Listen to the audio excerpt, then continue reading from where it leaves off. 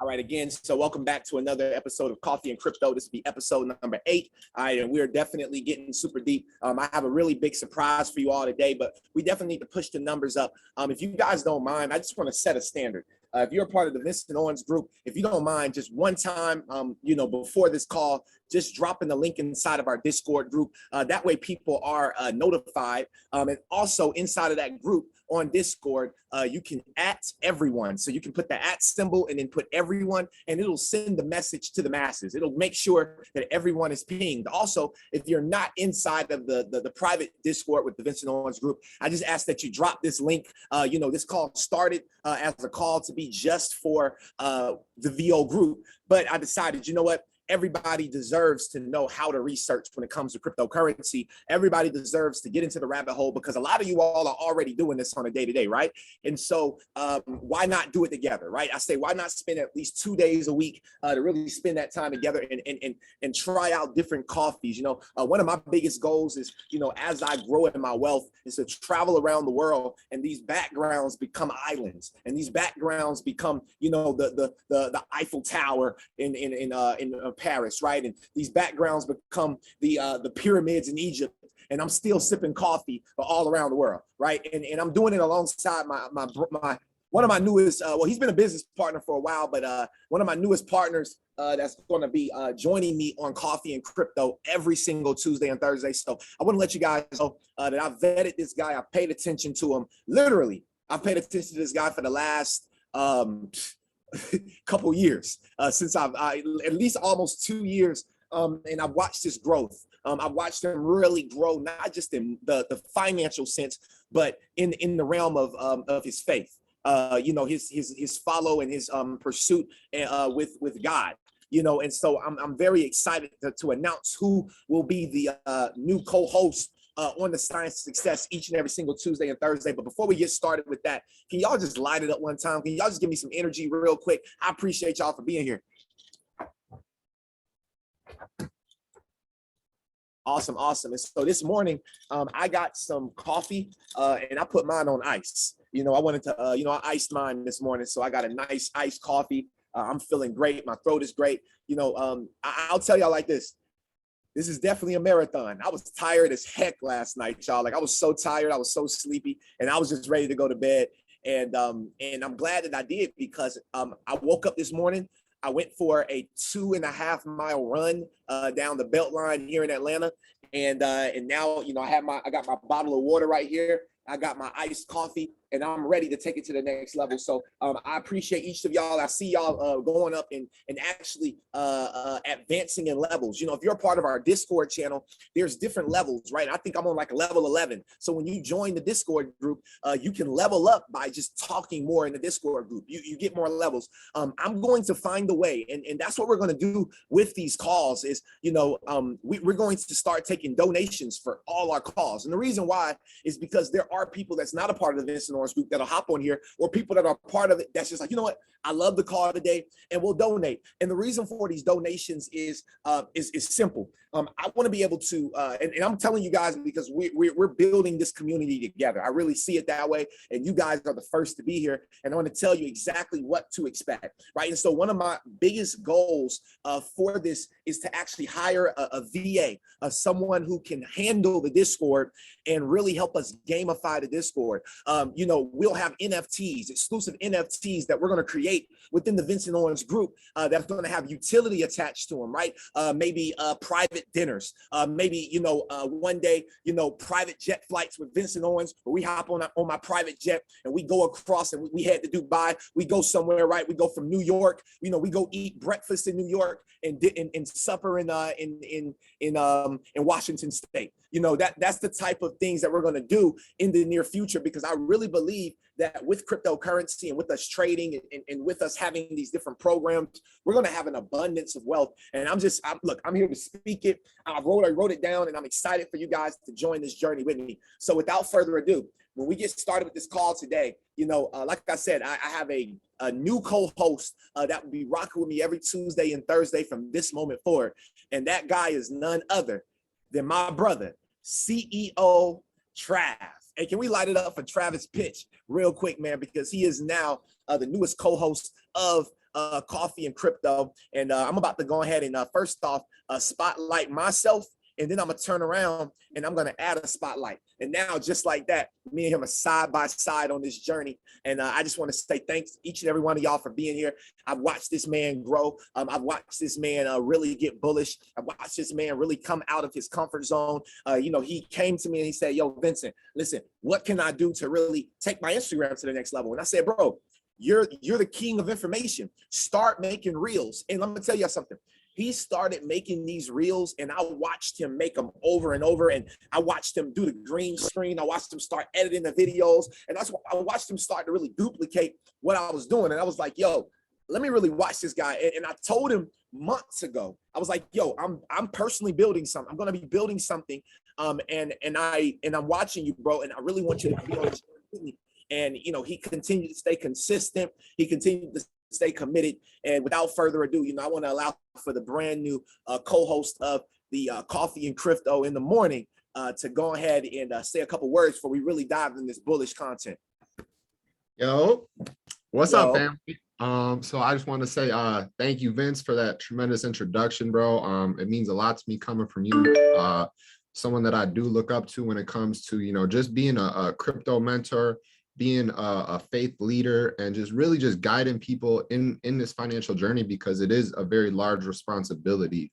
So I really appreciate you in that sense of, you know, bringing me into this space, bro. And I'm ready to rock, bro. So, you know, cheers, bro. Yo, cheers. Cheers, everybody. Yes, where your coffee cheers. at?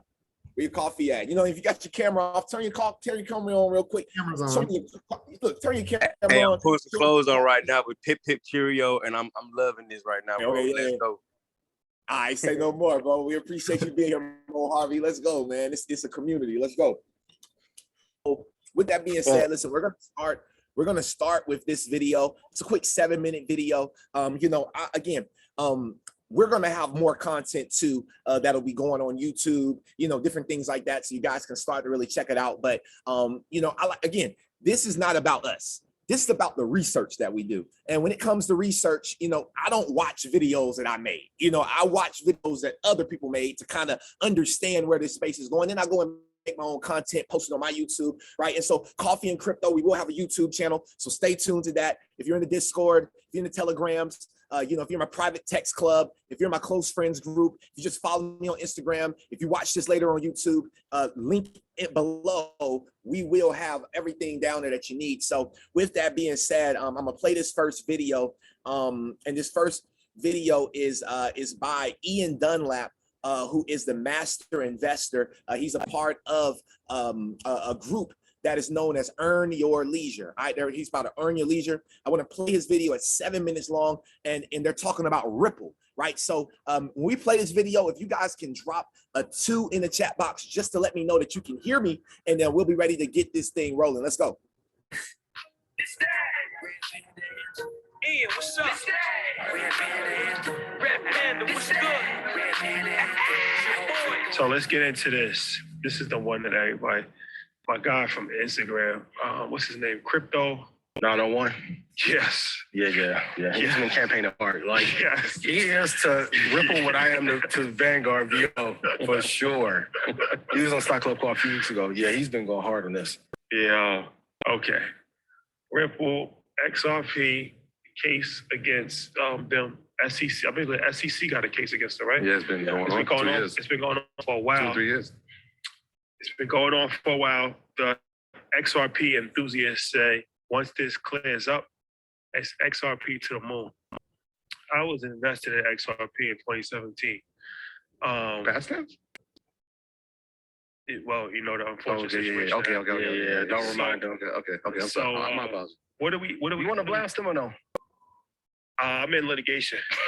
Got you. Okay. Got you. So what do we feel? What do we feel about XRP and Ripple? I like it a lot. I think the only thing that scares me with them requesting continuance or delay in this case is that they're going to find some loophole where Ripple wins the case, but they are going to try and halt it. And I don't want to I have to dance around this very delicately. I'll say this, like Charles from Ethereum, when him and Vitalik were a team, Charles was really the mastermind. Vitalik got pushed as to the forefront as the mastermind, right? And there are certain cryptocurrencies that they want, and I'll use they lightly, to be in the lead. I think Ripple is a cryptocurrency like Wet Dream, but for whatever reason, behind the scenes, there are people that are trying to dampen it. And I think they have a slam dunk case. But when they requested to delay, I'm like, what trick are they going to pull out of their bag to throttle the success of Ripple again? That's why I always tell you guys, there's a game inside of a game. The reason, I'll say it definitively, the reason why I like Vanguard over Schwab or Fidelity, they are the #1 power player in that space. Kudos to Jack Bogle. Like, so when you are #1, there are certain rules and exemptions that you can make happen that other companies cannot make happen. I think Ripple should have the preeminent position. And for those of you who are investing prior to 2020, 2016, 2017, Ripple was like top 4. Yeah. And then all of a sudden, It was at 3. It was at 3. It was number 3. So They got to 2. Ripple is the company, XRP is the coin. Yes. And at the time when Ripple was over $3, the CEO of, at the time when XRP was over $3, CEO Ripple became top 10 richest people in the world. And that's when they was like, this doesn't make any sense. Like, and then shortly after that, it started to fall apart. And they like, when stuff starts to not make sense anymore, like that's when it's like, literally, like their valuation was more than like, I feel like it was crazy. a lot of banks. Yeah.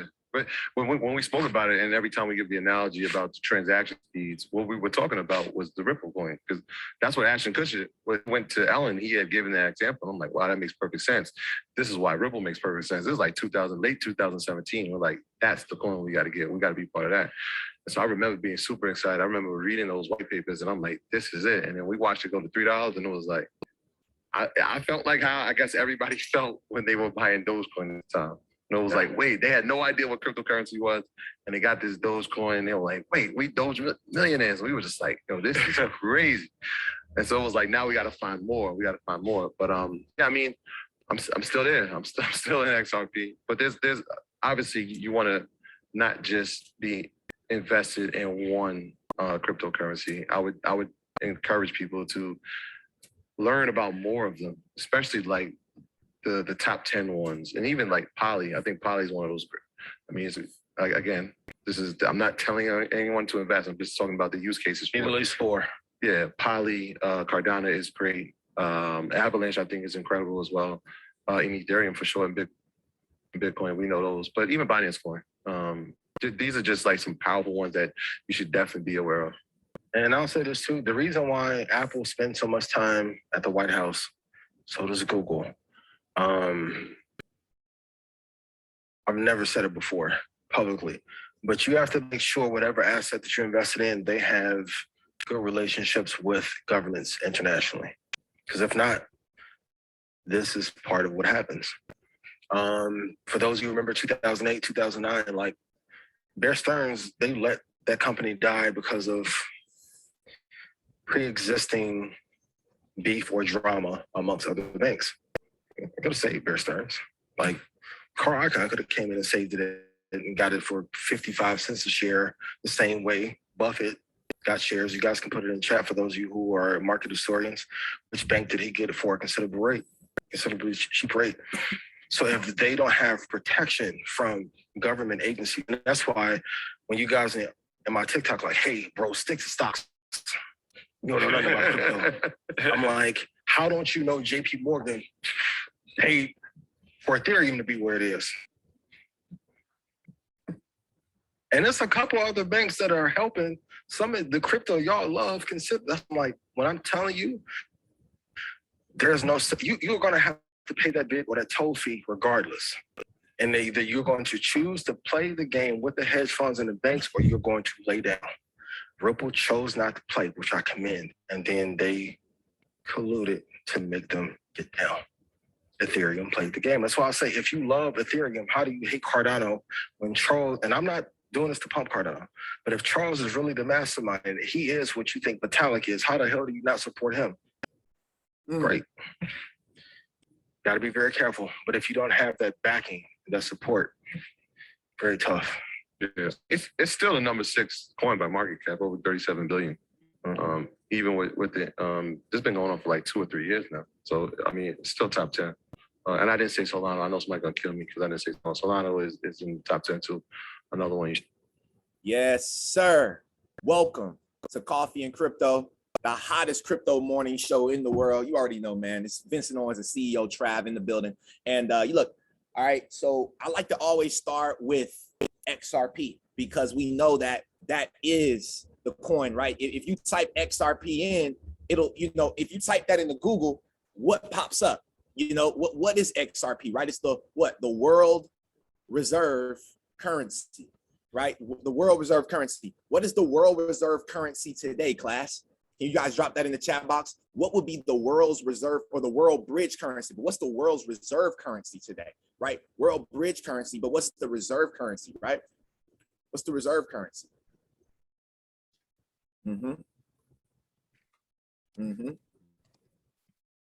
USD, right? USD. So with that being said, man, look, Trav, how you feeling about what Ian said? Do you agree with him? I'll tell you that I agree with him. I believe in something that, because I learned something every time I watch a video, and something I learned was this, right? He said that Warren Buffett, he called them historical investors, right? These historical stock market investors. Guys, I don't know if y'all recognize, but we're historical cryptocurrency investors.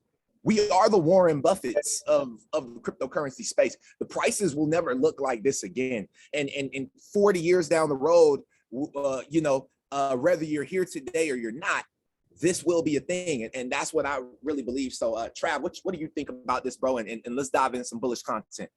So it's interesting, that you brought up Warren Buffett. And I do agree with what Ian said, as far as the fact that, it is a very touchy situation with the court case. But, being that you did bring up Warren Buffett, I want to highlight a thing that I found is very, very interesting about Ripple.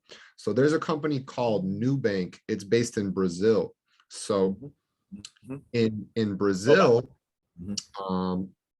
they are a company it's a banking company, institutional bank, where they have exposure to cryptocurrency.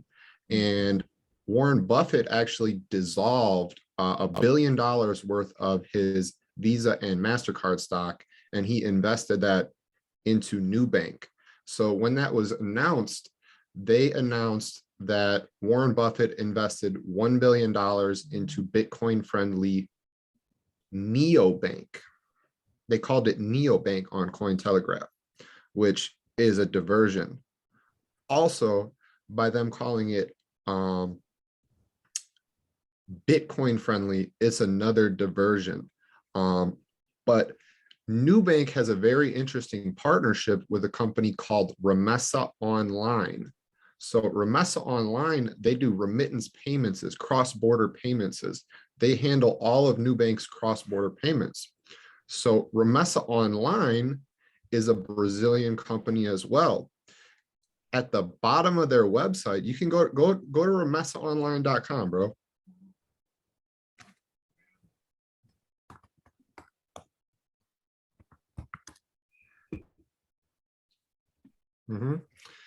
You can go all the way to the bottom of the website and you will see something very, very interesting. Right in the bottom left corner right there. Remessa Online runs on Ripple. Yes, sir. So essentially, Warren Buffett has invested $1 billion into a Ripple partner. Damn. That's bullish. That's bullish. You feel me? And that's how we get down on Coffee and Crypto, really bringing this thing forward, and the way to find these things again, y'all, is to really be diving deep, right? To dig deep into the space. So we really to the moon. That right there is exciting, right? Remessa Online, right? And so let's deep dive a little more, Trav. Let me share my screen, right? And let's let's really get into it, right? Because I like where you're going, and I just want you to know that I can hop on too. You know what I'm saying? Look, I'm up on it too. So if we go to CBDC tracker, all right, and let's go to and I showed you all this on the last call. Right now, let's go to Brazil, right? So the digital real, right? So right now, again, this is why I gave you all this, because anytime we're talking about remittances, these cross-border payments, we're talking about ultimately the CBDCs, the central bank digital currencies. You're not going to pay in a country in Ripple. You know, you're not going to pay in Ripple. You don't pay in a stock. You would pay in a digital version of that country's currency where it can be taxed properly, right? And so with that being said, right, let's go and look on their website, right? And so let's see what information they have, because over here again, y'all, you can go here and you can really research and see all the news, right? You can really see all the news, but you can also go down here and you can and check this out, right?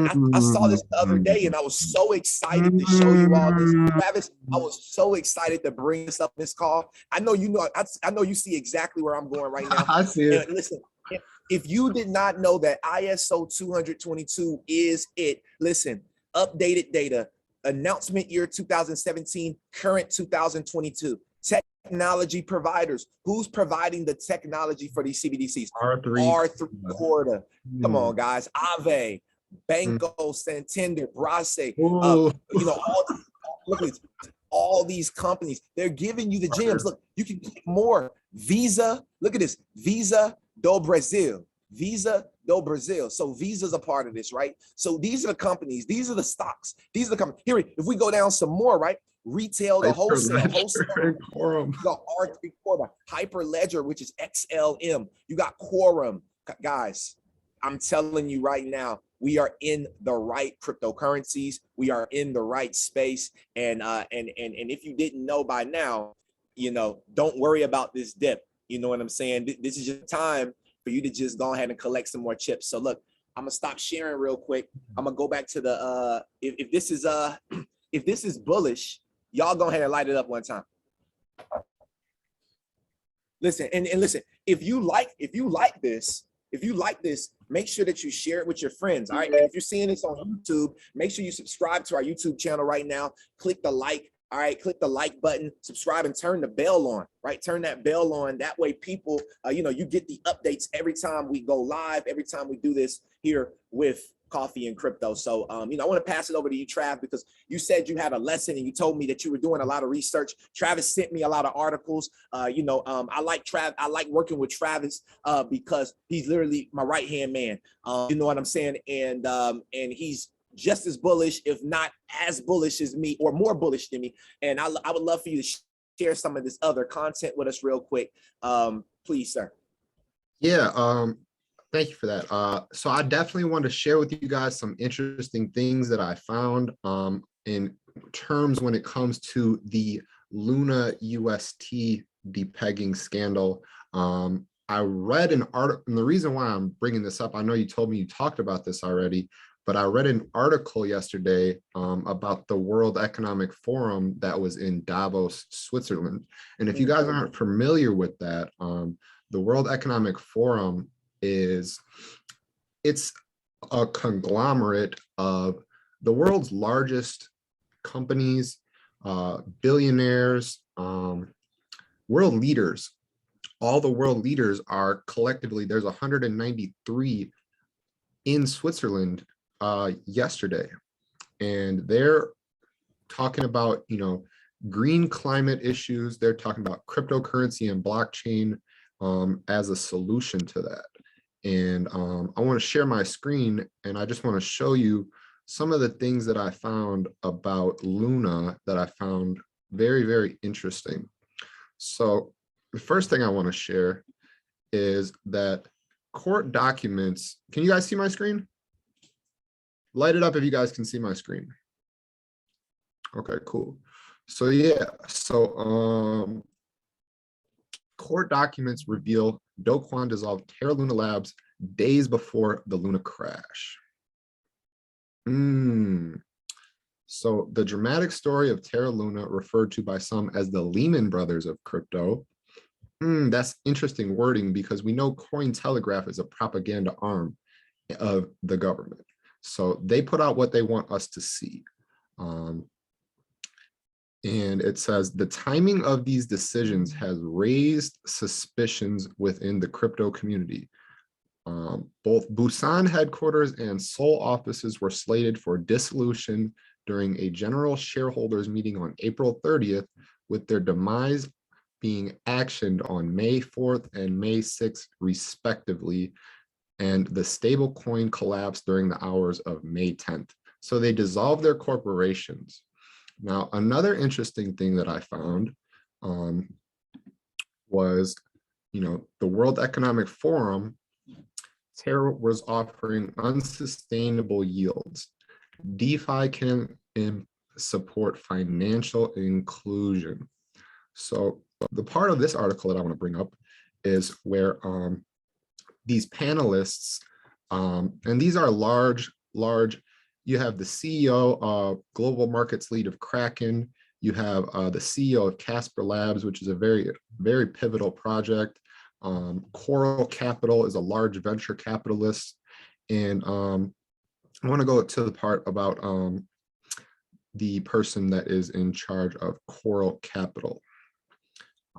They said that he argued the protocols within the space should adopt higher transparency for the risk associated with annual percentage yields, advocating that additional education could also help balance investors' expectations. So, advancing that thesis, Coral Capital's horsemen shared that the Terra Luna crisis partly occurred because they were essentially offering yields that were unsustainable, that they were venture capital firms that were bootstrapping those yields in order to bootstrap an ecosystem. He noted that his firm decided to withdraw funds from the project in November and December. So they were able to profit heavily and they pulled out prior. Now you have another company, Pantera Capital. So question. And this is for the audience, this is for everybody, so as we were seeing, because UST, Terra was the third, at the time, was the third largest stable coin in the world, right underneath USDC, right underneath USDC, because I believe UST is number one, USDC is number two, and then it was Terra. With Terra, with them snatching all that money and basically exiting their positions and taking that profit, you think that's what made the original collapse of really the ultimate market, stock market? I mean, not stock market, but crypto market. No. So I'm going to go into that as well. Okay. That is just part of it. But another venture capitalist, Pantera Capital, also was able to cash out 80% of its profits in time, according to executives. They were able to turn 1.7 million into $170 million. And then they cashed out right before the crash. Interesting. But as far as why did they crash? It was a coordinated attack. BlackRock and Citadel, which is, if you guys are familiar with BlackRock and Citadel is a large hedge fund run by Ken Griffin. BlackRock is one of the largest companies in the world. They hold the largest company in the world. They hold $10 trillion in assets under management. But together they borrowed 100. BlackRock has an office here. They have an office here in Atlanta on the Beltline. I was running. I literally saw they're right above the Kroger on the Beltline. They actually have a spot. It's crazy. Yeah, well, together they borrowed 100,000 Bitcoin from Gemini. It appears in their loan book, and they swapped 25,000 of that Bitcoin into UST. This was all done quietly in anticipation of the attack. When the time was right, they called up Do Kwon at the Terra Foundation, who is the founder of Terra, and they wanted to sell a lot of Bitcoin for UST. As it was a large trade, they told them they didn't want to move the market and asked if he would like to buy their large block of Bitcoin at a discount for UST. Do Kwon took the bait. He gave them a large chunk of UST, thus lowering the UST liquidity significantly. At that point, BlackRock/Citadel dumped all of that Bitcoin, $70,000, $75,000, 75,000 Bitcoin. They sold it off, and it collapsed the UST peg because it caused massive slippage, triggering the cascade of forced selling in both assets. The real problem was BlackRock/Citadel knew that Anchor, which holds a lot of Luna, was a Ponzi scheme. They offered 20% staking APY. This crash would trigger more withdrawals than Anchor can repay. This forced withdrawals and selling trigger a massive sell-off in Luna, thus further breaking the $1 peg and wrecking the market further. So these were coordinated attacks, and not only were they coordinated attacks, but there were a lot of hedge funds that were able to know prior to these attacks and cash out their positions. So the aftermath of this attack is what I want to talk about. Now you have regulators chomping at the bit. SEC Chair Gensler, who we know about, Gary, he warns a lot of crypto tokens will fail following the UST collapse. Now, in light of UST and Luna, G7 countries to discuss crypto regulations. You have the governor of the Bank of France said that terrorist fiasco and recent crash of the crypto market should serve as a wake-up call for implementing rules in the sector. Then you have another article with UST's depegging lunacy out in the open. Regulators begin to get jittery. You have speaking before the U.S. This is the U.S. House Financial Services Committee. Treasury Secretary Janet Yellen. She says, I wouldn't characterize it at this scale as a very real threat to financial stability, but stable coins, they're growing very rapidly, and they present the same kind of risks that we have known for centuries in connection with bank runs. She's calling for regulation, imminent. Then you have imminent. Prince Charles. On May 10th, Prince Charles, while reading the Queen's speech, affirmed that the United Kingdom is in favor of introducing a bill, and they're all citing Luna as the reason for this. Further strengthen powers to tackle illicit finance, illicit. They label this as illicit while they're all involved in the background. Reduce economic crime and help businesses grow. Measures will be introduced to support the security services and help them protect the United Kingdom. Following the decimation of Terra Luna USD and UST Tether, the British Treasury Department confirmed the government's position to regulate stablecoins in the region.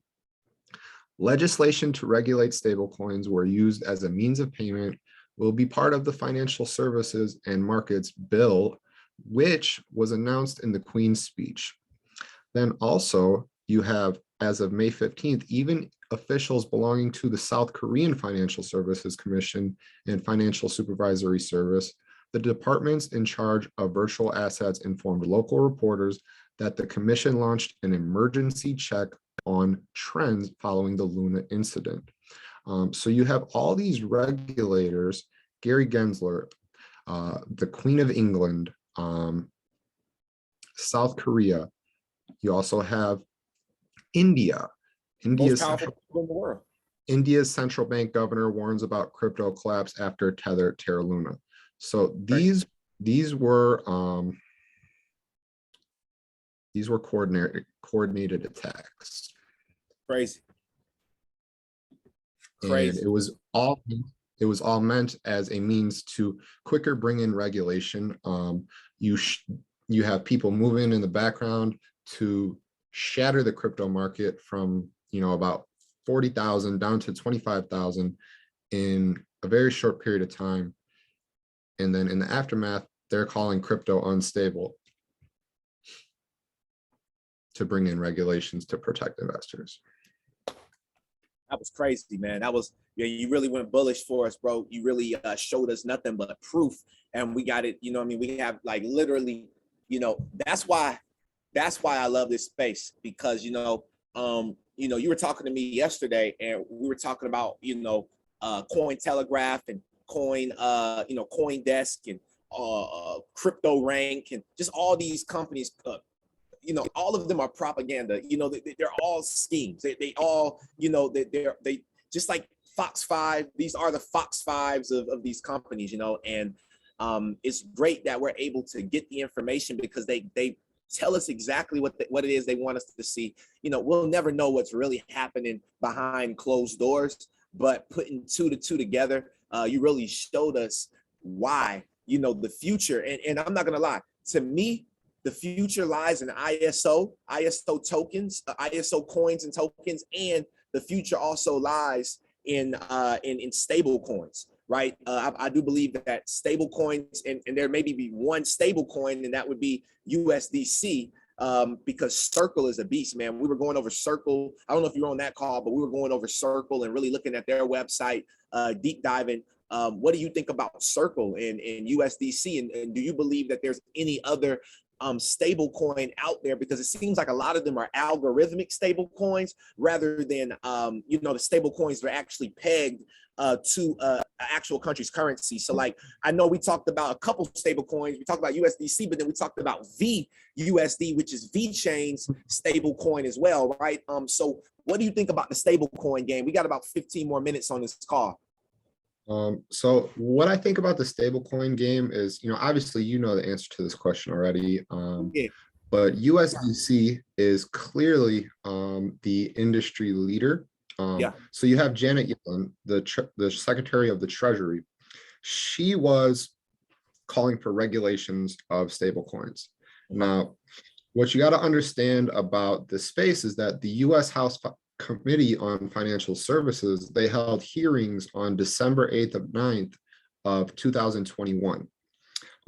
They had 5 CEOs of different crypto companies come and testify before them and give their responses why they thought crypto was a viable way to watch that whole thing. Did you watch that? Did you watch the whole? I watched the whole thing too. It was crazy.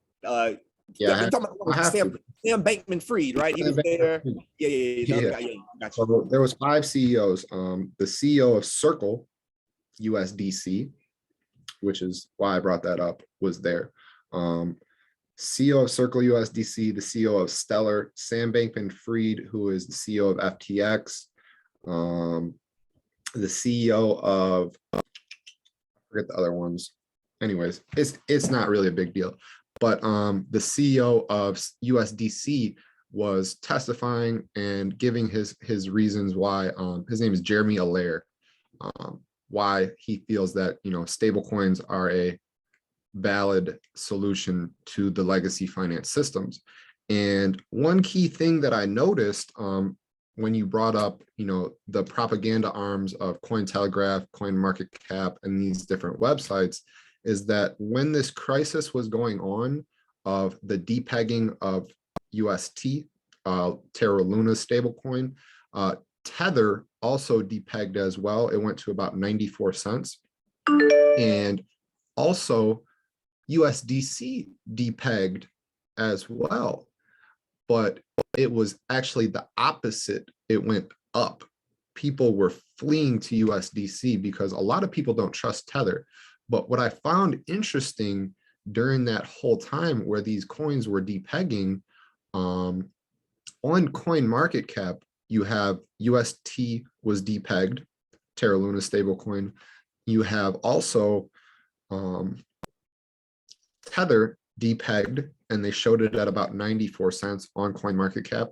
But USDC, even though it was depegged and it went up to about, when the crash happened to 26,000, I put about $3,000 into stablecoin USDC, because I was waiting to make my move and diversify into different coins. I made about $300 profit on a stable coin while that whole fiasco was going on. But what I found interesting was that on CoinMarketCap, USDC remained at $1 flat. They did not change it. They did not change it on their website, even though it had depegged and it was going up. So I found that as an interesting narrative, because they're promoting it as a stable coin. That's like, you got to understand the players. They're able to testify before Congress. They're testifying before Congress, and yeah, another interesting thing that I found about that hearing was that everybody was reading off of paper that whole time. All their statements, even the congressmen, they had multiple congressmen talk and speak and answer questions, ask questions. Every single one of them was reading off of a piece of paper the whole time. Crazy. And you want to know something I noticed about it? All those people are in Congress, and majority of them can't even read. Like that was the even more shocking part, is that they were reading, but they really can't even read, Trav. I'm like, yo, these folks is up here, like, you know what I mean? They can't even read. I saw a meme the other day, and it's funny that you said that, because it was like, it said that back when you were in high school or middle school and you had to read before the class, I like flexing on people with their illiterate selves. That was, I used to like doing that. Because I used to read super good. Yeah, me too. I always read really well. Yeah, definitely, bro. But look at us now, man. Look at us now. But you know, so yeah, man. That was bullish, you know. I appreciate you guys for tuning in. You already know how we do, man. Make sure you stick around. I'm gonna go ahead and close out this episode. I appreciate you guys for tuning in on YouTube and all other platforms as well. Make sure that you go ahead again, subscribe, follow our page. I also make sure that you turn that notification bell on. And if you like this episode, make sure that you click a thumbs up. We appreciate your support, and we'll talk to you and we'll see you on the next episode of Coffee and Crypto. Let's go.